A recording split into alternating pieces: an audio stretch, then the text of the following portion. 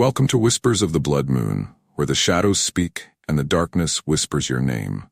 If you dare to journey with us into the depths of horror, click like and subscribe now. Let the blood moon guide you and join our circle of the haunted.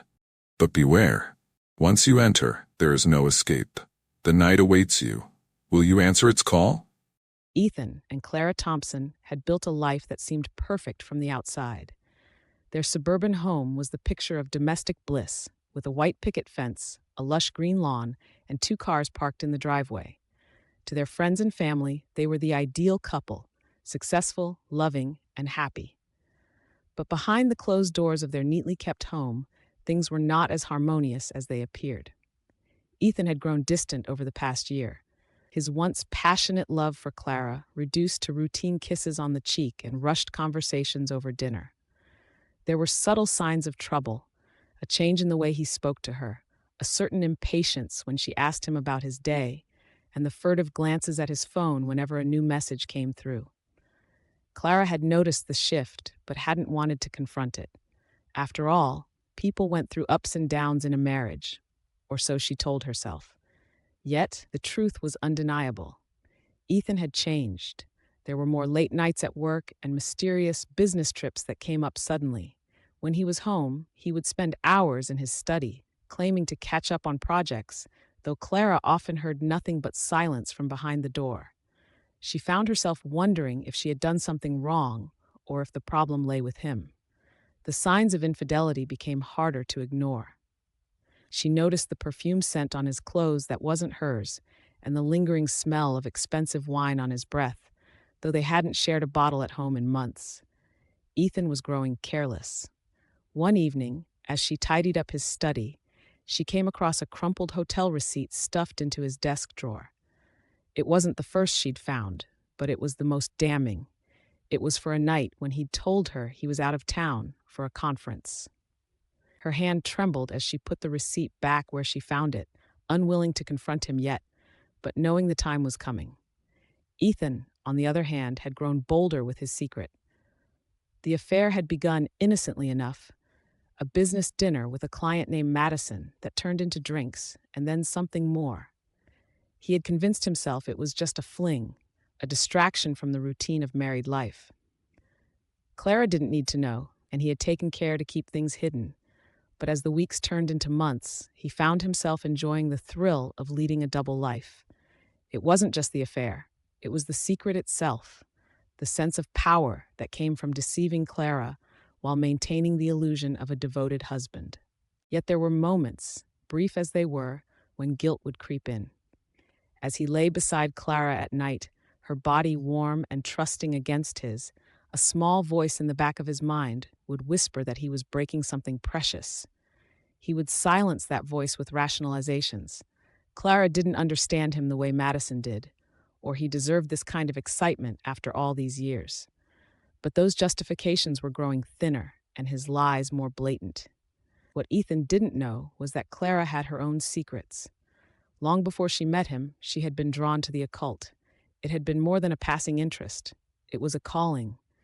As a young woman, she'd studied dark rituals, consulted ancient texts, and had once even performed a few minor rites, more out of curiosity than conviction. When she met Ethan and fell in love, she'd left that life behind. She told herself she didn't need it anymore, that love and a normal life were enough. But now, in the silence of their house, she could feel the old pull. There was a box in the attic, tucked away beneath dusty quilts and forgotten photo albums, containing relics from that past, books bound in cracked leather, ritual tools, and charms she had made herself.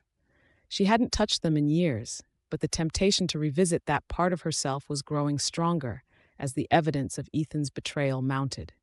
She began spending more time in her hidden room in the basement, a space Ethan had never seen, filled with odd trinkets and old relics that he assumed were just storage.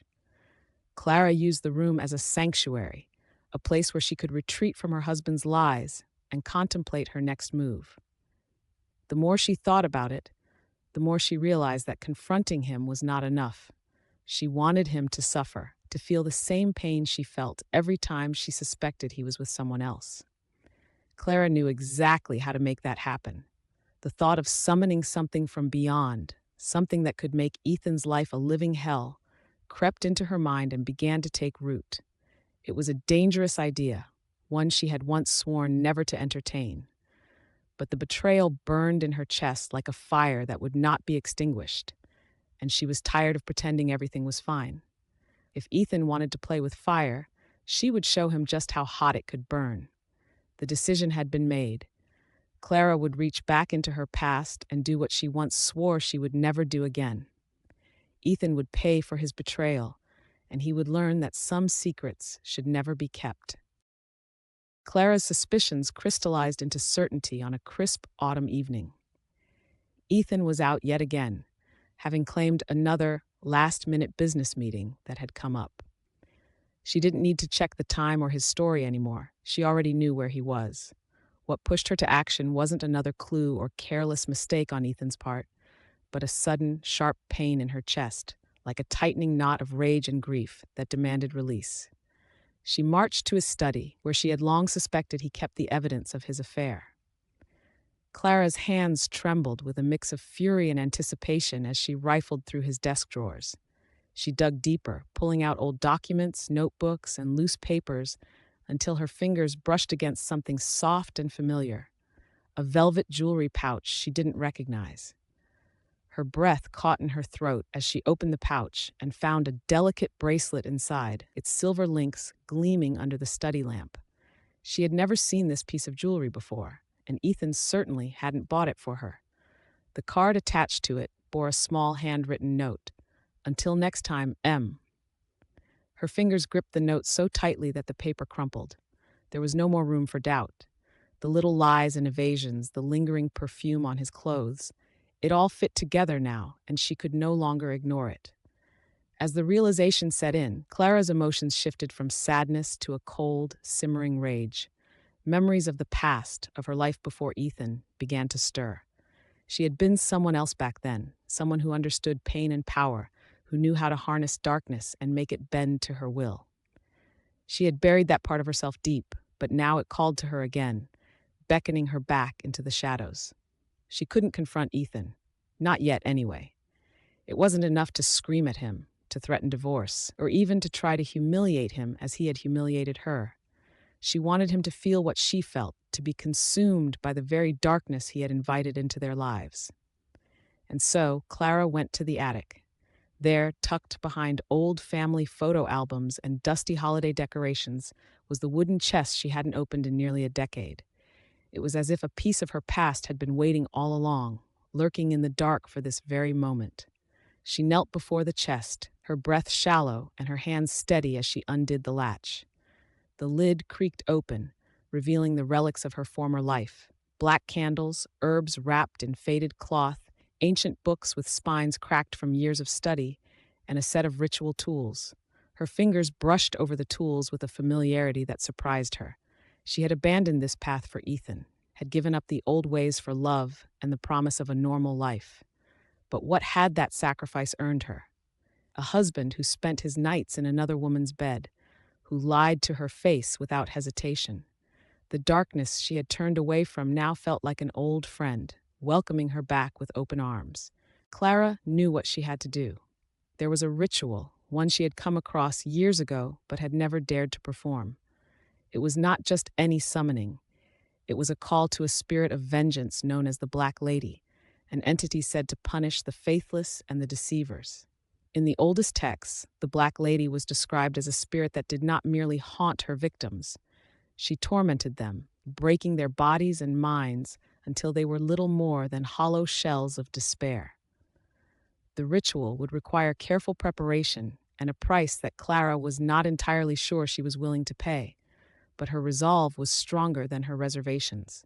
The books had warned that those who summoned the Black Lady were forever changed, that they would carry a mark from the spirit's touch, a stain on their very soul. Clara thought of the bracelet and the perfume on Ethan's clothes, of all the nights she had cried herself to sleep, wondering if she was losing her mind. What did a stained soul matter compared to the satisfaction of seeing Ethan suffer for what he had done?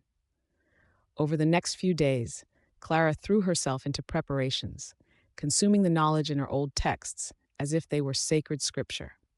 She studied every detail of the ritual, the incantations, the symbols that needed to be drawn, the materials required. One of the key ingredients was something connected to the target, and Ethan had unknowingly provided what she needed. She retrieved a strand of his hair from his comb and a drop of his blood from an old bandage he had left in the bathroom. It was enough. As she prepared the ritual space in the basement, Clara felt a dark energy awakening inside her, like the long dormant part of herself was emerging from the shadows. The room was filled with the scent of burning sage and the dim glow of black candles flickering on every surface. She drew a circle on the floor with white chalk and placed the ritual tools at precise points around it, following the instructions from the ancient text. The final step was an invocation, spoken in a language so old it felt strange on her tongue. As she recited the words, she could feel the atmosphere in the room change. The air grew heavy, and a chill crept over her skin. Clara finished the incantation, her voice steady as she called out, "I summon thee, Black Lady. I call upon thee to bring justice and torment to the one who has wronged me." The candles flickered wildly, and a shadow moved at the edge of her vision. It was only the beginning, but there was no turning back now. Ethan would learn that some betrayals come with a price far more severe than he could have ever imagined. Clara would make sure of it. Clara stood in the dimly lit basement, the air thick with the scent of burning herbs and incense. Her makeshift altar was set, a circle of black candles encircling the symbols she had drawn meticulously in white chalk. The symbols twisted in patterns both geometric and serpentine, ancient marks that carried meanings far beyond simple words. She could feel the energy in the room shifting, building up like a storm ready to break. The ritual required both patience and precision, qualities that had never been difficult for Clara in the past. But now there was an added urgency, a dark hunger that drove her movements. She placed a small iron bowl in the center of the circle, already filled with various ritual components: crushed bones, ashes from burned herbs, and strands of Ethan's hair. The final element lay in a small vial in her hand, a drop of his blood mixed with her own. She let the liquid drip into the bowl, watching as the mixture hissed upon contact with the ashes. The ritual's text warned of the dangers involved in summoning the Black Lady, a spirit known to feed off despair and suffering. She was not a benevolent entity to be beckoned lightly. Even the most skilled practitioners had met with grim fates after dealing with her. Yet, Clara was no stranger to risk, and this was no mere dalliance with the occult. It was a punishment she deemed necessary.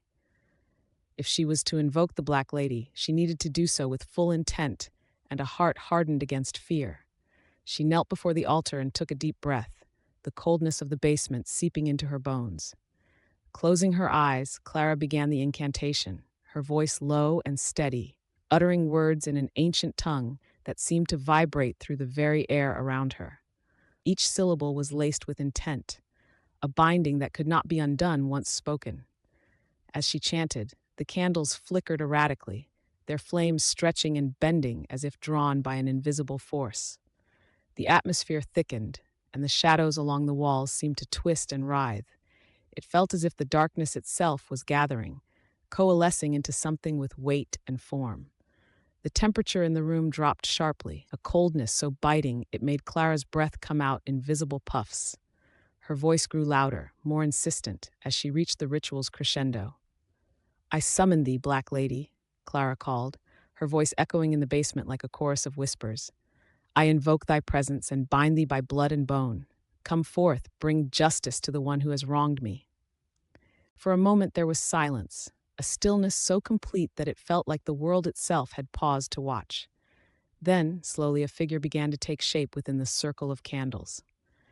It was a shadow at first, a dark silhouette that seemed to grow out of the very darkness itself. As the form solidified, it became clear that it was a woman, tall and slender, clad in a gown of flowing black that seemed to absorb all light. Her face was a pale mask, eyes hollow and deep, as if they were endless wells of darkness. Her hair hung in long, tangled strands like threads of midnight. The Black Lady's presence was suffocating, an aura of dread that seeped into every corner of the room. Her eyes met Clara's, and a slow, eerie smile stretched across her lips. When she spoke, her voice was both soft and piercing, like a whisper that cut through the air. "You have summoned me, child," the Black Lady said, her tone tinged with a cold amusement. "What is it you seek?" Clara's heart raced, but she kept her composure. "I seek justice," she replied, her voice steady. "My husband has betrayed me, lied to me, and taken another woman to his bed. I want him to suffer for his sins." The Black Lady tilted her head, her smile widening as if Clara's words pleased her. "And you believe that torment is the proper remedy for betrayal?" she asked, her voice dripping with dark curiosity. "What makes you think his suffering will heal your own wounds?" Clara's jaw tightened. "It is not about healing," she said. "It is about making him understand the pain he has caused, about taking from him what he took from me." The Black Lady chuckled softly, the sound unsettling and hollow. "Very well," she said. "I shall grant your desire. But know this, child. The torment I bring is not something you can control. Once unleashed, it will grow, feed, and spread like a fire. It will consume him, body and soul, until there is nothing left. Is that truly what you wish?" Clara hesitated only for a moment before nodding. "Yes," she said. "That is what I want." The Black Lady's smile vanished, replaced by a look of grim determination. "Then there is a price you must pay," she said, stepping closer to the edge of the circle. "For every punishment, there must be a cost. What are you willing to sacrifice, Clara?" Clara's breath caught in her throat. The texts had warned that those who dealt with the Black Lady often lost something in return, sometimes material, sometimes far more personal. What will it cost me?" she asked, trying to keep the tremor out of her voice. The Black Lady's eyes glittered with dark amusement. "That is for me to decide," she said, "and for you to discover in time. Do you accept?" Clara's pulse thundered in her ears, and a wave of doubt swept over her. But the image of Ethan with his secret lover, of the lies and betrayal, burned brighter than any fear. She steeled herself, her resolve hardening like ice. "I accept," she said. The Black Lady stepped back into the darkness, her form dissolving into shadows. "It is done," she whispered, her voice fading like smoke. "The torment shall begin, and he will know no rest. Remember, child, there is no escape from the darkness you have unleashed." The candles went out all at once, plunging the basement into darkness. Clara was left alone, the chill still lingering in the air. A part of her felt a twisted sense of satisfaction, a thrill at having set the wheels of vengeance in motion. But there was also a deep, gnawing dread, a feeling that she had just opened a door that could never be closed. The ritual was complete, but the true consequences were only just beginning. The first night after the ritual, Ethan slept uneasily, plagued by dreams that felt too vivid to be simple figments of his imagination. In his sleep, he wandered through darkened hallways, the walls close and suffocating, the air thick with a metallic tang. A cold voice whispered from the shadows, a woman's voice, but he could not make out the words. When he awoke, his heart was pounding, his sheets soaked with sweat. He dismissed the dream as stress-induced, nothing more than a manifestation of guilt over the secret life he was leading. But deep down, a sliver of unease lingered. The following nights brought more dreams, if they could even be called that. The dark figure of a woman would appear at the edge of his vision, just a silhouette in the periphery. Each time he turned to face her, she would vanish, and he would be left with the sound of his own labored breathing echoing in his ears. Soon the whispers grew louder, clearer. They spoke his name, over and over, in a voice that seemed to crawl into his mind and settle there. As the days wore on, it wasn't just at night that he felt her presence. The temperature in their house seemed to drop inexplicably, even though it was the height of autumn. Ethan would feel sudden chills prickling down his spine, and there was a heaviness in the air, as if the walls themselves were closing in. He would catch glimpses of movement in mirrors, flashes of black fabric slipping out of view. The feeling of being watched became unbearable. At first, he tried to rationalize it. Perhaps he was overworked or coming down with something. He even went to the doctor, who found nothing wrong with him physically. But when the bruises began to appear, Ethan's rationalizations started to crumble. The first bruise showed up on his arm, a faint, dark mark that looked as though he had been gripped by an invisible hand.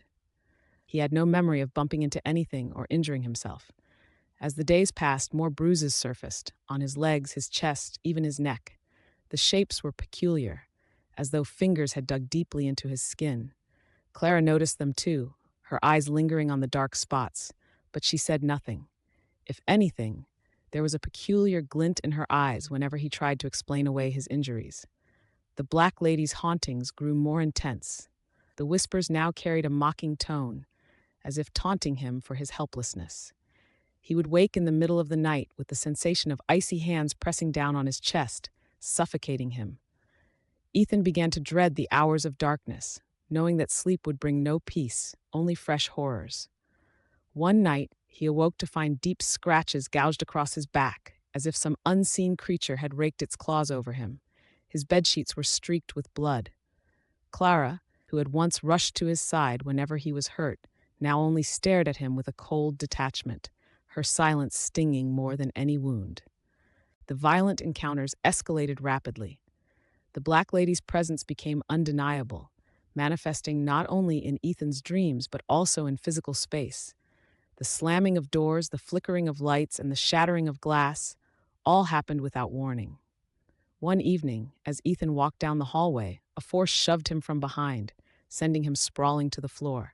He twisted his ankle badly in the fall, and for a moment, he could swear he saw a figure at the end of the hallway, a tall woman in a flowing black dress. She stood motionless, her hollow eyes locked onto his, before vanishing into the darkness. Ethan's attempts to find relief or escape were futile.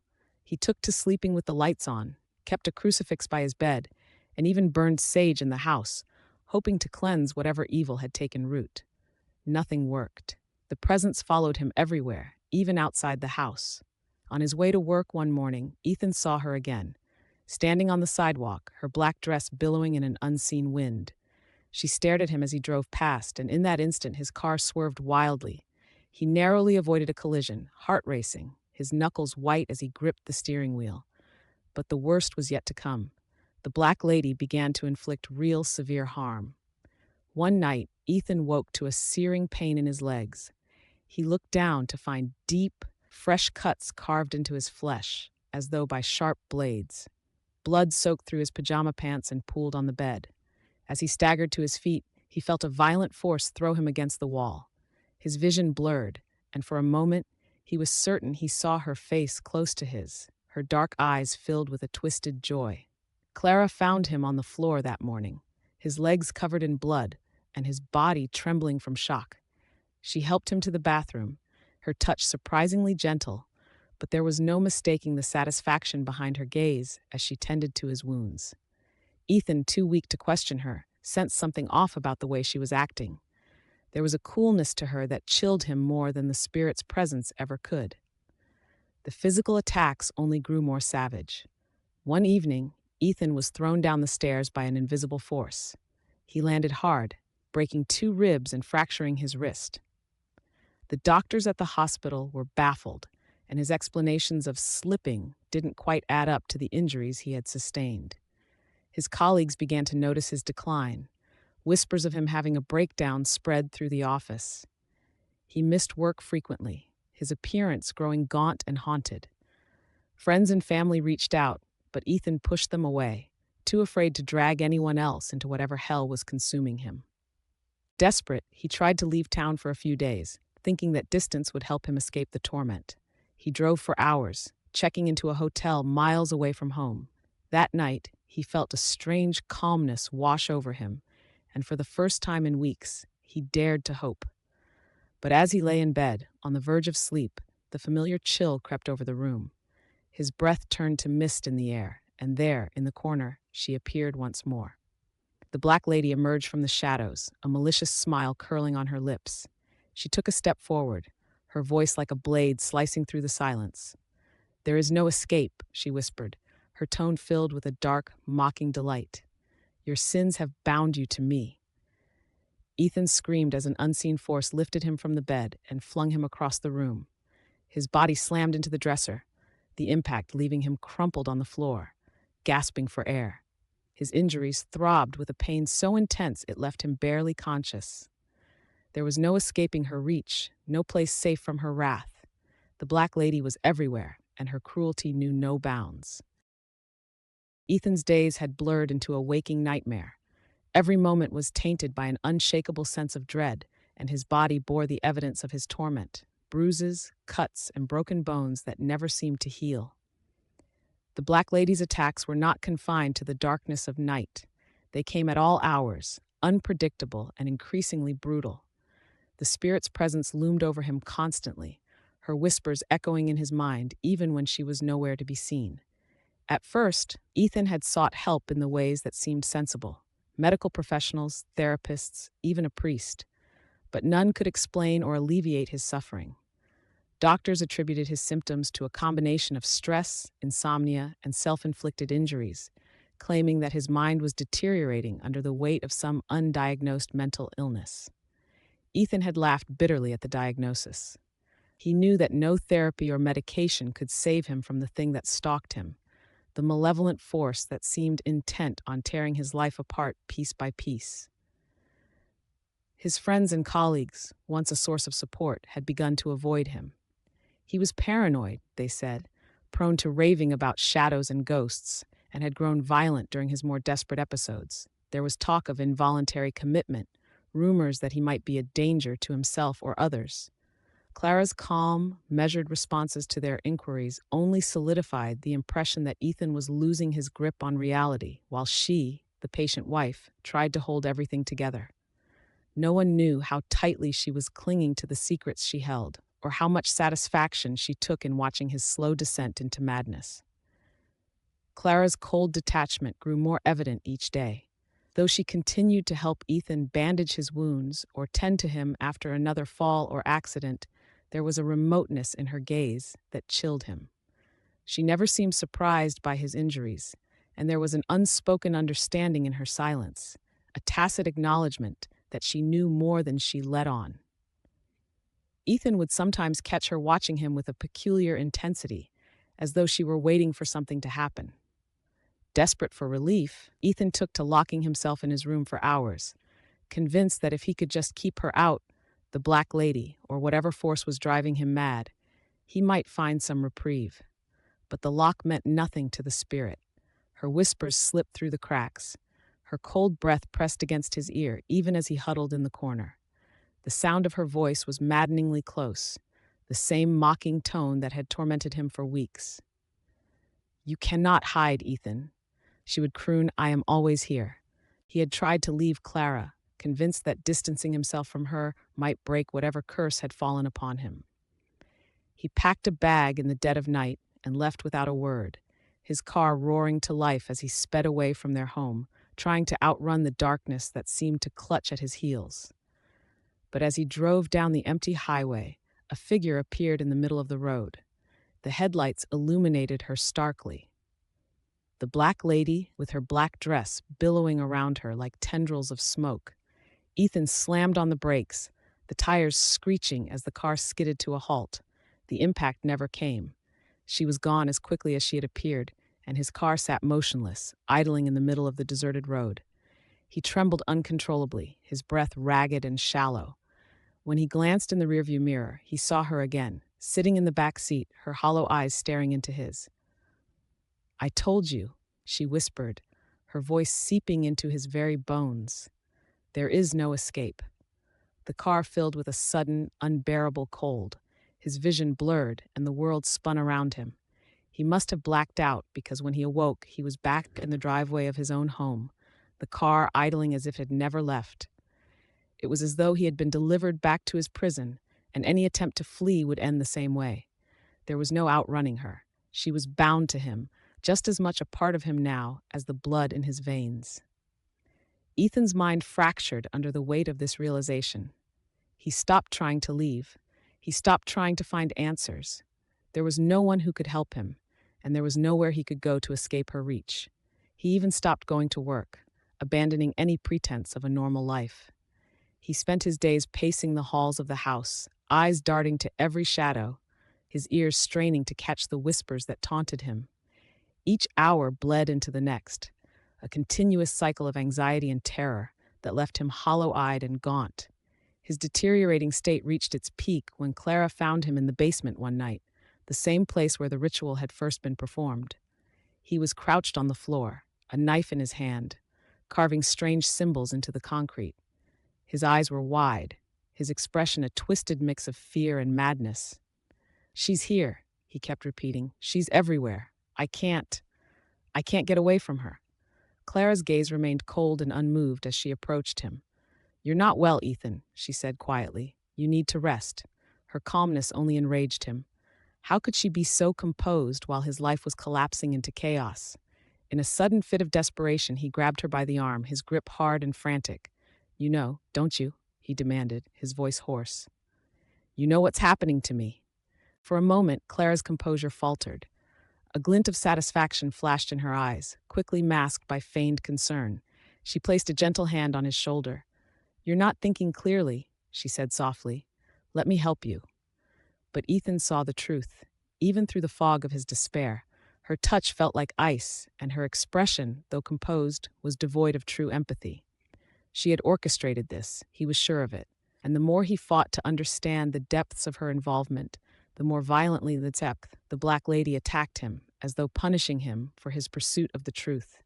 His strength waned, and his will to fight faded as the days wore on.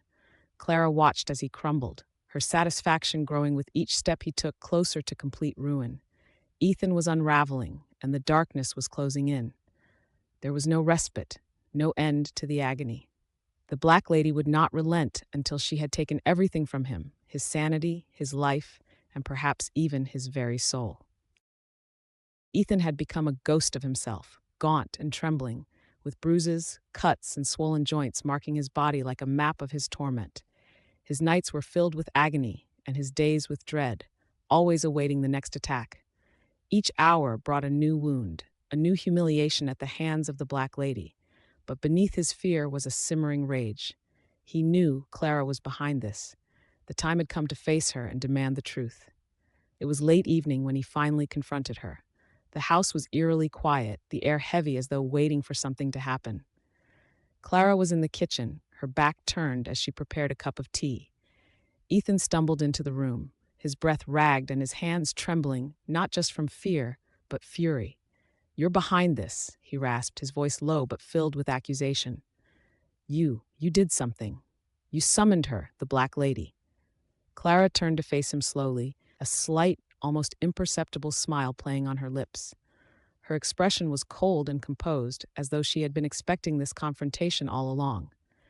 "And what if I did?" she replied, her voice calm and indifferent. "Would it really change anything, Ethan? After everything you've done?" Ethan's heart pounded with a mixture of rage and terror. "You wanted me to suffer," he spat. "I know I hurt you, but this is insanity. You've condemned me to live in hell." Clara's eyes darkened, the detached facade slipping to reveal a flicker of something deeper, anger, resentment, and something far colder. "Hell?"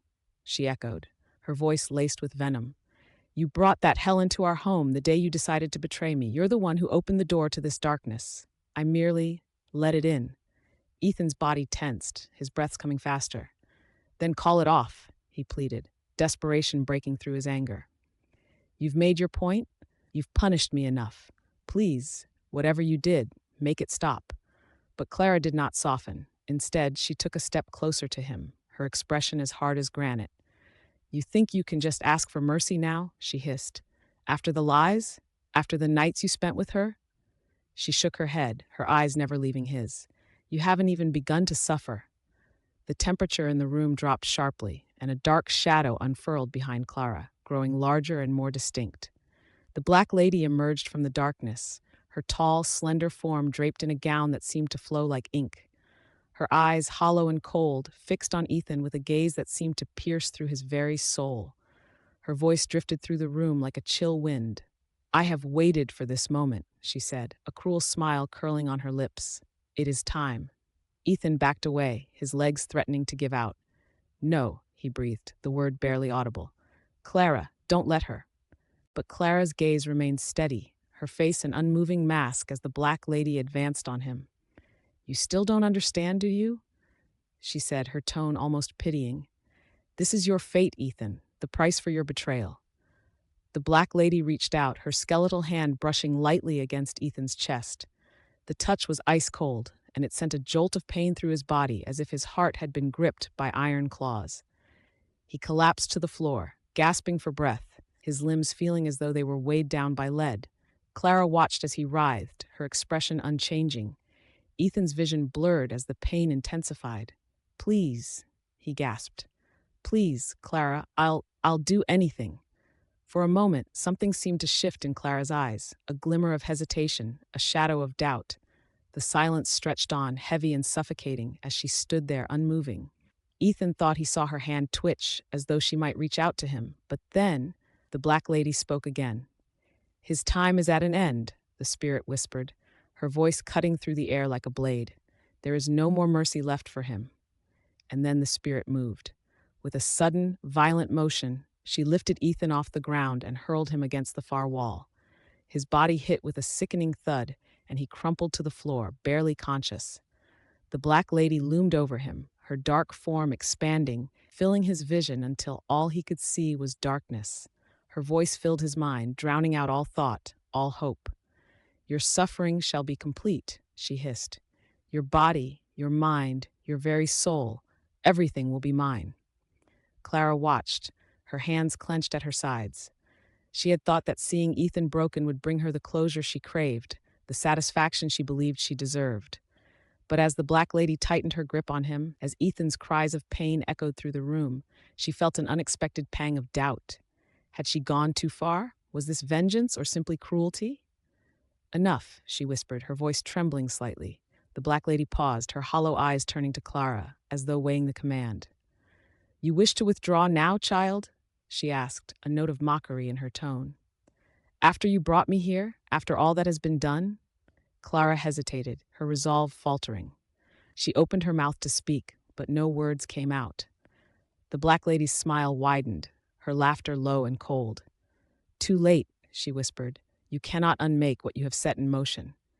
The spirit's final act came swift and terrible. Ethan was lifted once more, his limbs twisted at unnatural angles, his screams silenced by the crushing force that enveloped him.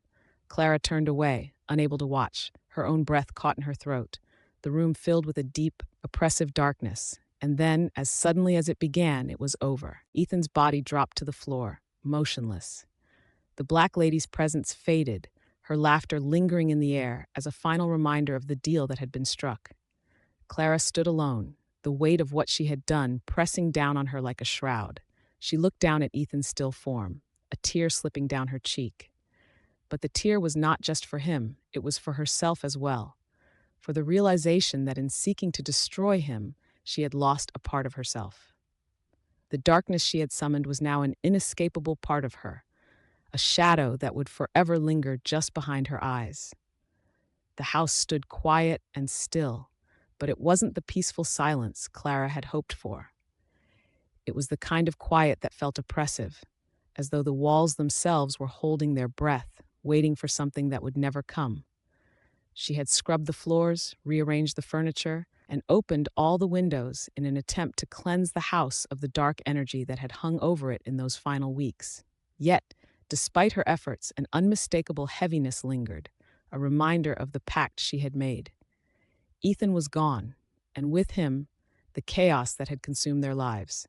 The authorities had concluded it was an accident, a tragic fall brought on by his deteriorating mental state. There was no reason for them to suspect anything more. No evidence that spoke of the spirit that had torn him apart from the inside out. Clara had played her part well, expressing the right amount of grief, sadness, and bewilderment. To anyone looking in from the outside, she was a widow trying to put her shattered life back together. But the reality was far more complicated. She had thought she would feel liberated, or at least find some semblance of peace now that Ethan's suffering was over. She had wanted justice, and she had gotten it, hadn't she? Yet, as she moved through the now empty house, she found that the sense of closure she had anticipated was nowhere to be found. Instead, there was a quiet dread that she couldn't shake, a feeling that something wasn't quite finished. It was in the small moments that the unease crept in. She would walk past the basement door and feel a draft of cold air brush against her skin, even though the room had long been sealed off. At night, she would lie awake in bed, her ears straining against the silence, listening for a sound she couldn't quite place. A faint whisper, a breath, something just beyond the edge of perception. Sometimes, she thought she caught a scent in the air, something faintly familiar, like Ethan's cologne, mingled with the cold, earthy smell of a grave. There were also the dreams. In them, she was back in the basement, the circle of black candles flickering around her, the shadows twisting into shapes she could almost recognize. The black lady would appear at the edge of her vision, her dark gown flowing like smoke. In the dreams, the spirit would not speak, but she would smile. A cold, knowing smile that seemed to say, "We are not done yet." Clara began to wonder if perhaps the darkness hadn't left at all. Maybe it had simply settled inside her, a remnant of the curse she had unleashed. She thought back to the warnings in the ancient texts about the price that must always be paid, the way that those who summoned the Black Lady would never walk away unscathed. The truth gnawed at her. The torment had ended for Ethan, but for Clara, it had only just begun. She had sought vengeance and found it, but she could not escape the consequences of the darkness she had welcomed into her life. As she stared into her own reflection one evening, she saw a flicker, just a brief, faint shadow in her eyes, a hint of something lurking behind them. She blinked, and it was gone, but the uneasy feeling remained. The Black Lady had not departed. She was still there, somewhere, waiting in the quiet places.